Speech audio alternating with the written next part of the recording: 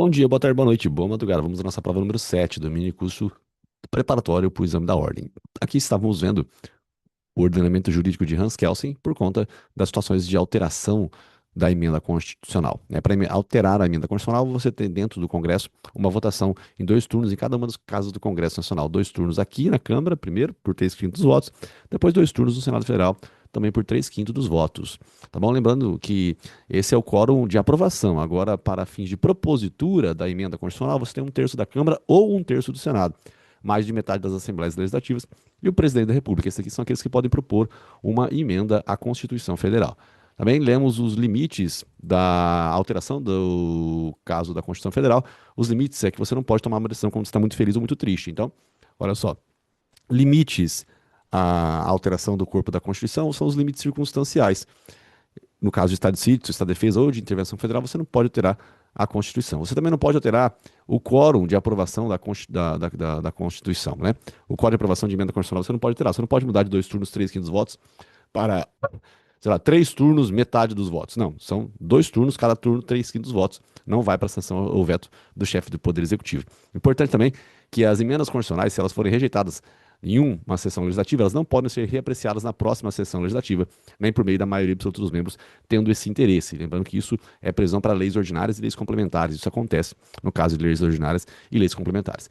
Importante também aqui sobre a logística, né, do retrocesso social, o princípio do retrocesso, a proibição do retrocesso social é um princípio constitucional, vai estar na nossa prova. Neoconstitucionalismo, a interpretação, se na Constituição está escrito a dignidade da pessoa humana, as leis não precisariam nem existir para respeitar isso daqui. Mas acaba que existe, né? A lei vem lá e complementa aquele entendimento, né, da Suprema Corte, né, essa logística aí do neoconstitucionalismo, a interpretação de que a Constituição ela prevê tudo, então a gente tem que seguir a Constituição. As leis, não precisaria ter uma lei dizendo que uma pessoa trans ela tem direito de usar o nome que ela quiser. Não precisaria disso, por quê? Porque isso tem que respeitar a dignidade da pessoa humana. Justnaturalismo é o direito que todos nós temos, de acordo com a nossa lógica de existência na vida mesmo. Se você nasceu, você tem direito à vida, você tem direito à integridade física. E o positivismo é a lei, pessoal, a lei mesmo, né? Se aplicar a lei de acordo com aquilo que está previsto nela, sempre assim. Você encontra muitos juízes por aí desse jeito. Eu costumo brincar que eles têm fetiche legislativo, né? Eles só aplicam exatamente o que está na lei, não dá nenhuma margem ali de interpretação. Hoje em dia, temos muitas situações, né, diferentes no dia a dia e advogar ficou algo muito incrível, né? Você lutar pelos direitos de alguém, né? Existem muitos juízes aí que cumprem estritamente um pedaço da lei, mas não cumpre outra lei, né? Já vi caso de juiz falar assim, que o advogado pediu questão de ordem, excelência, aí a mulher fala assim, a juíza, mas onde que está essa questão de ordem aí? Não tem isso previsão no CPC em lugar nenhum. Aí ele fala, não, mas tem sim, no artigo 7º, inciso 21, né, da lei 8.906, que é o Estatuto da OAB. É uma lei federal, excelência. É importante conhecer, né? A senhora que prestou concurso público aí, falou para eu prestar concurso público. Se eu quisesse presidir, a senhora também poderia, né? Já que prestou concurso público, não cai o estatuto da OAB, mas cai outros conteúdos, né? E você tem que usar na sua advocacia. Bom, enfim. Câmara dos Deputados, dois terços, pessoal, dois terços autoriza o processo de julgamento contra o chefe do Executivo. No caso de crimes de responsabilidade, julgado pelo Senado Federal, também dois terços. No caso de crimes comuns, julgado pelo Supremo Tribunal Federal, dois terços para julgamento. Você vê que você teve aí dois turnos, 3/5 votos para aprovação da emenda constitucional, um terço da Câmara, um terço do Senado e mais da metade das assembleias para a proposta da emenda constitucional e também aqui dois terços para fins de autorização do processo de impeachment e julgamento. O que acontece, pessoal? Você não consegue decorar tudo de uma vez, mas se você já tinha o post-it do dois terços, você anotou várias vezes os dois terços. Várias vezes você falou sobre os dois terços. Depois de falar várias vezes sobre os dois terços, aí você entrou no quê? Aí você entrou naquela memorização e aí toda quanto é informação que vem é diferente, você acrescenta em outra situação. Olha só, gente, turmas não julgam controle de constitucionalidade. Quem julga é o pleno e o órgão especial apenas. O órgão especial é uma sala que cuida de casos do controle de constitucionalidade. Tá bem? Mas é possível que uma turma ou uma câmara julgue um caso de controle? Sim, desde que o pleno ou o órgão especial já tenha feito vários julgamentos a respeito. Aí é possível que uma turma ou uma câmara o faça também. Certo? Beleza? Maravilha, gente. Também temos o seguinte, né? A súmula vinculante número 10 diz que um órgão não pode julgar, né, uma ação de controle, a não ser que seja depois que o pleno fez e o órgão especial também várias vezes. O que acontece é que às vezes o órgão não julga, né, o órgão fracionado ali, a Câmara, a turma não julga, ela afasta a incidência da lei e julga baseado numa lei analógica, né, numa lei análoga. Então, olha só, a quarta Câmara não quis julgar o caso de controle.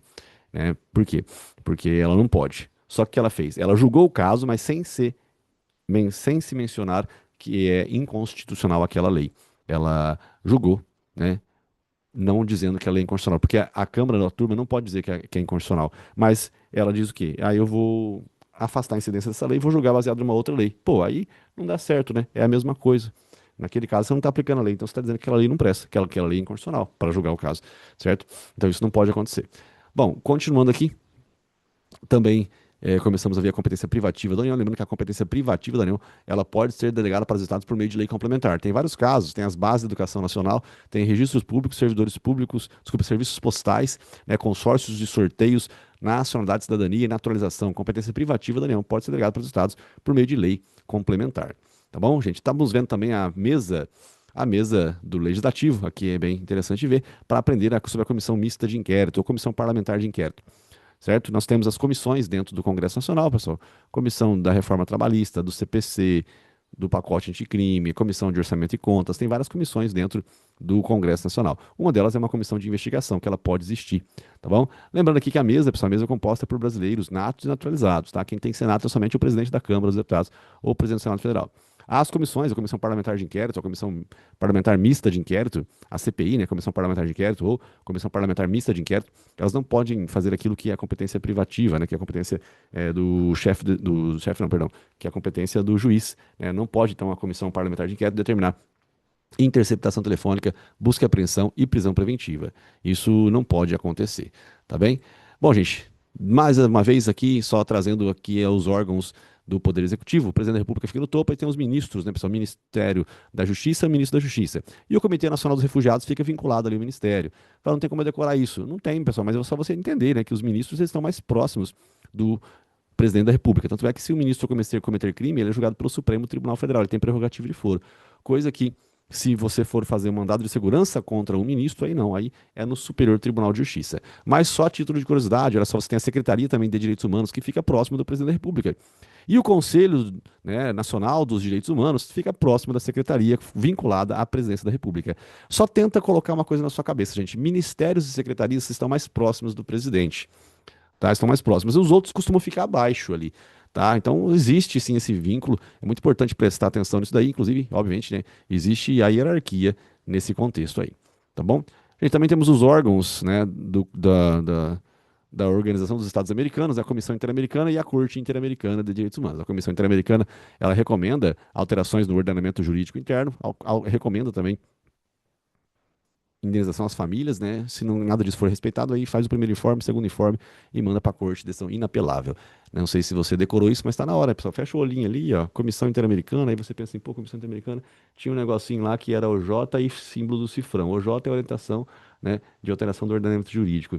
E cifrão era dinheiro. Ah, tá. Recomenda alteração e recomenda indenização. Pô, cara, Comissão Interamericana, né? Se você anotou só por frases aí, não vai rolar, né? Não vai rolar, certo? Então, essa aqui é uma ideia bem interessante, pessoal. Também falamos aqui sobre a linha do tempo do processo tributário, hipótese de incidência, fato que gera obrigação tributária, 5 anos para lançar, constituição do crédito tributário, extinção com pagamento ou por meio de compensação e suspensão, tulipa demora. O URA de tulipa demora é a situação relacionada com o recurso administrativo, impugnar ou insurgir-se contra a decisão administrativa. Lembrando que isso aí te dá uma certidão positiva com efeitos negativos. Você continua participando dos processos de licitação se tiver interesse em trabalhar para a administração pública. Quem deve não pode trabalhar, tá, pessoal? Mas às vezes você consegue essa certidão positiva com efeitos de negativa. Importante também lembrar que uma empresa, quando ela entra em processo de falência, pessoal, a desconsideração da PJ não pode ser automática. Por quê? Né? Aqui eu esqueci de fazer os risquinhos de vermelho em si. Não pode ser automática. A desconsideração da PJ não pode ser automática. Por que que não pode ser automática? Não pode ser automática por conta de que você criou a pessoa jurídica justamente para proteger o seu patrimônio pessoal. Não é assim, do nada você desconsiderar a PJ, tá? Desconsideração da PJ é só se você conseguir comprovar fraude, alguma coisa nesse sentido. Do contrário, não tem não. A gente falamos também um pouco sobre a isenção, né, sobre condição onerosa. Aqui foi determinado que você auxilia ali. Você ter um lugarzinho para o pessoal jogar futebol e de sábado à tarde você vai deixar para algumas pessoas jogarem sem pagar. Então você faz isso por aquela comunidade específica em si, e aí você tem alguma isenção. Isenção, por exemplo, do IPTU.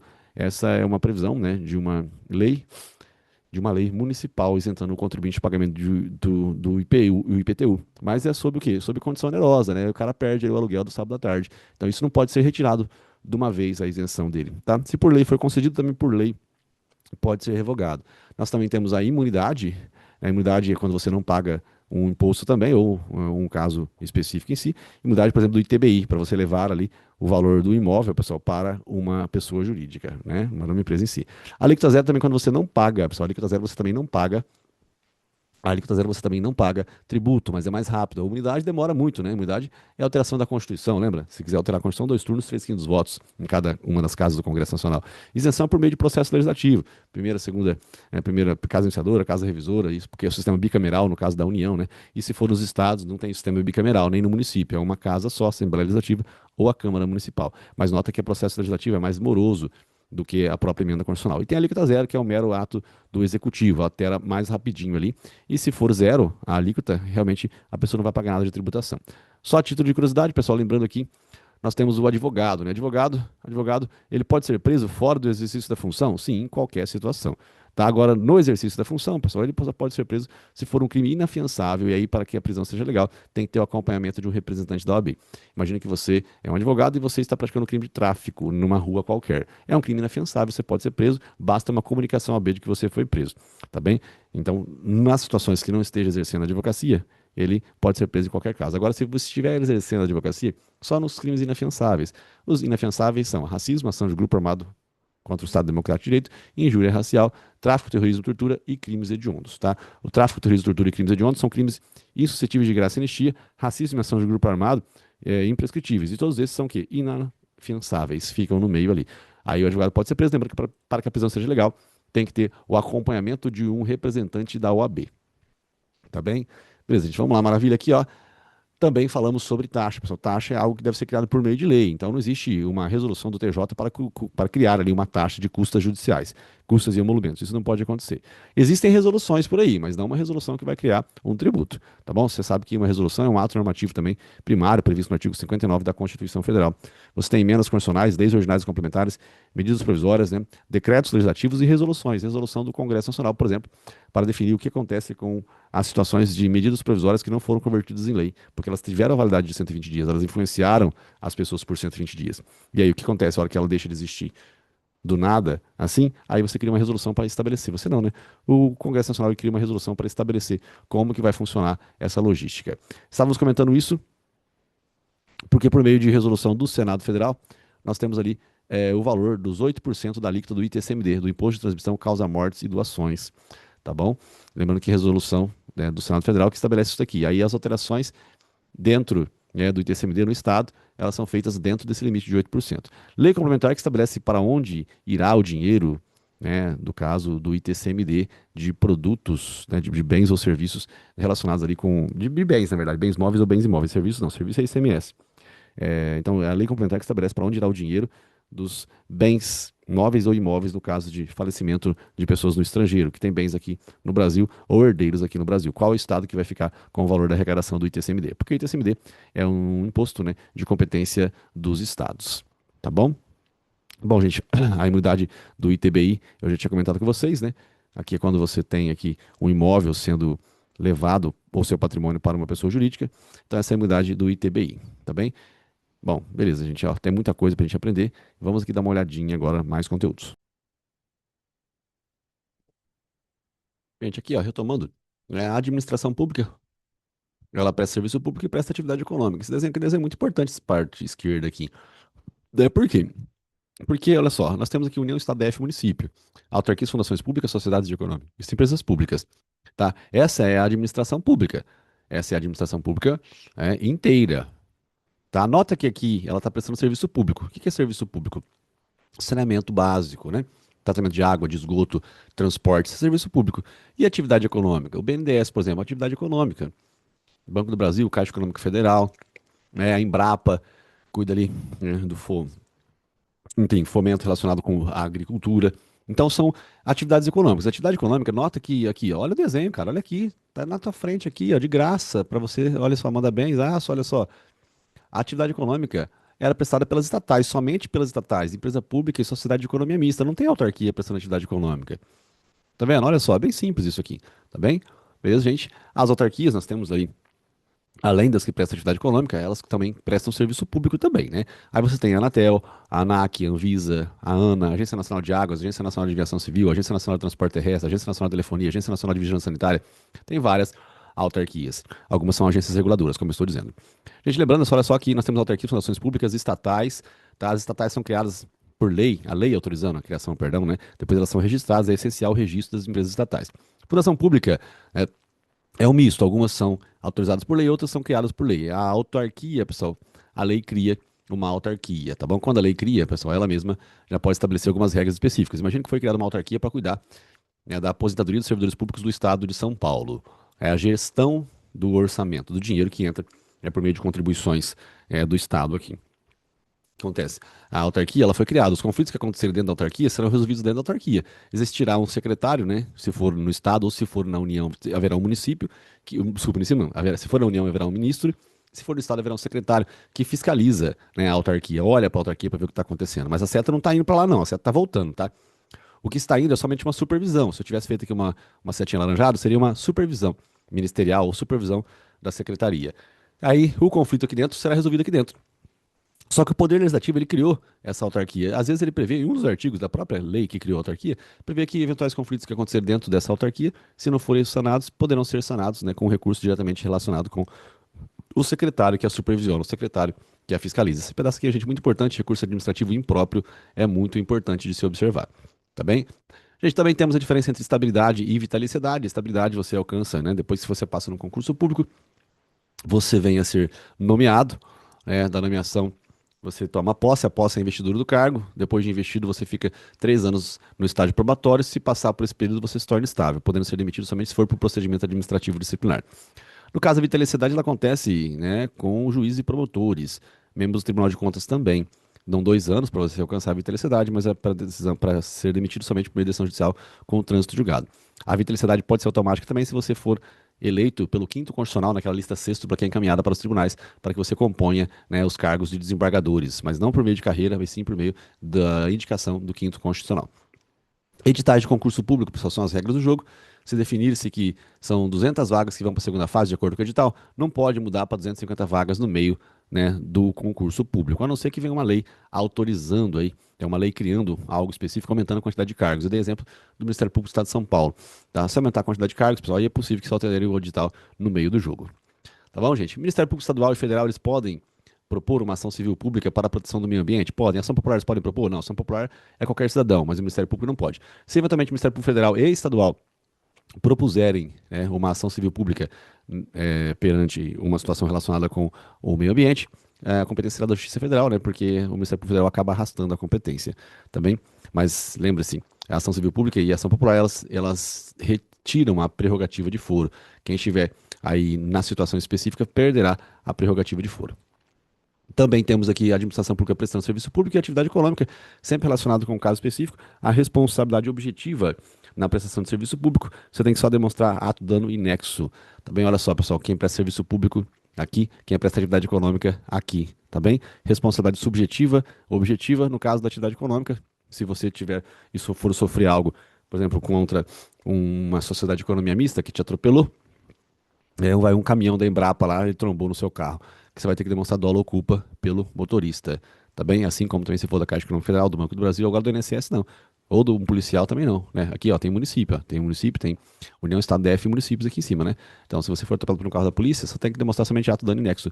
Se eventualmente seu filho está no carro, indo para a escola, num carro do Estado, indo para a escola, e acontecer alguma coisa, um acidente, essa demonstração é apenas ato, dano e nexo. Essa é a teoria do risco administrativo, pessoal. Responsabilidade objetiva e subjetiva. Ela pode ser excluída por meio de culpa exclusiva da vítima, caso fortuito ou força maior. Aí você exclui, você exclui a responsabilidade do Estado. Também temos aqui a da apropriação, duas fases, a fase que declara e a fase que executa. Na fase que declara, você tem a administração pública, né, declarando por necessidade ou utilidade pública, e desapropriação também por interesse social. Olha só, declara a necessidade e a utilidade pública, 5 anos. Essa é a desapropriação. A administração pública direta que declara por interesse social 2 anos. Assim, depois que declarou, tem 5 anos para poder fazer a obra pública. Interesse social, 2 anos. A administração direta que faz a declaração, pessoal. Quem executa é a direta, a indireta e eventuais concessionárias. Olha, aqui é importante também, eu não coloquei nessa aula, mas eu estou falando aqui agora. A agência reguladora, pessoal. Agências reguladoras também às vezes determinam a declaração da desapropriação, por conta de que é necessário, às vezes, né? Por exemplo, a Anatel. Ela entende que é importante passar os cabos de fio em tal lugar, né? A Anatel, a Agência Nacional de Telefonia, ela acaba passando aqueles cabos de fio ali. Tá bem? Bom, gente, esse conteúdo foi o conteúdo. Deixa eu ver se ficou faltando algo. As desapropriações, eu não comentei sobre as desapropriações, né? Desapropriações, eu acabei comentando ali as duas fases, mas eu não comentei que. Eu expliquei o que que é a desapropriação. Oh, eu não tô aqui. A desapropriação por extensão, por zona, ocupação temporária e desapropriação indireta. Desapropriação indireta é quando o Estado ele retira, né, a sua propriedade aos poucos. Aí você vai lá e faz o quê? Você pede para ele pagar. Então, uma ocupação temporária, ele usa o seu imóvel, eventualmente por causa de uma coisa relacionada com as eleições. A declaração, por zona, o Estado ele pega um pouco mais do que ele precisa para poder valorização imobiliária e ganhar dinheiro em cima disso. E também ele ganha também pela contribuição de melhoria, né? E por extensão, é aquele caso, eles pegaram um pouco de você, eles acabam tendo necessidade de pegar mais. Por quê? Porque para você não compensa ficar com um pouquinho terra só. Eles já tinham tanto, eles apropriaram, agora eles que pegam o restante. Sobre preso foragido, já falei, né? A prestação de serviço público pelo Estado, às vezes uma concessão administrativa, né? O Estado foi lá, contratou a criação de um presídio. Beleza, aí o preso fugiu. Se o preso fugir, gente, é responsabilidade objetiva do Estado. Tá? Se ele roubar o teu carro, responsabilidade objetiva. E veja que existe um nexo causal entre a fuga e o prejuízo que você veio a sofrer. Também falei sobre a lei complementar, estabelecer para onde vai, né, o dinheiro dos inventários, no caso de pessoas que vieram falecer lá fora. ITCMD, o ITBI eu não comentei, ITBI é Imposto de Transmissão de Bens Imóveis, mas eu falei, né, assim, sobre a imunidade do ITBI, no caso do imóvel lá, tá? Sendo levado para uma pessoa jurídica. Sobre ética, pessoal, reclamação verbal, é possível que o advogado faça reclamação verbal perante os órgãos da administração pública. Para constituir uma pessoa jurídica, para você criar uma pessoa jurídica, você vai levar para registrar, né, a pessoa jurídica na junta comercial, ou no registro civil de pessoas jurídicas, ou no registro público de empresas mercantis, né, que é a junta comercial. Quando você leva, tem que ser assinado por um advogado, tá bom? Mas aquele contrato social não precisa indicar quem é que será o advogado que vai atuar por aquela empresa ao longo dos anos que ela for existir. Defensores públicos não precisam de inscrição na OAB, procuradores precisam, tá bom? Prisão de advogado já comentamos a respeito. Sobre subestabelecimento sem reserva de poderes eu não comentei. A subestabelecimento sem reserva de poderes é quando você passa o processo por inteiro para um outro advogado, comunica o seu cliente dizendo que você não vai mais atuar naquela causa. Aí, obviamente, né, pessoal, subestabelecimento sem reserva de poderes, acaba que não precisa de uma nova procuração, porque o cliente já tem ciência de que está sendo transferido para um outro advogado. A mesa do legislativo é incompatível com a advocacia, lembrando que é só a mesa que é incompatível com o exercício da advocacia, os membros do poder legislativo podem advogar. Só não pode advogar contra ou a favor da administração pública. Organismo. Ah, tá. Mencionaram que na sua carteira da OAB que você já foi ministro de Estado ou juiz, não pode nem promotor, né? Cargos de ministro é vedado a publicidade. Agora, títulos acadêmicos você pode sim. Você pode dizer que você tem doutorado, mestrado e tudo mais. E o advogado também ele pode ir até os tribunais e passar ali além dos cancelos, que são aqueles negocinhos que tem ali para dividir um lugar do outro. E vamos que vamos, foco, força, fé, farra depois de muito estudo.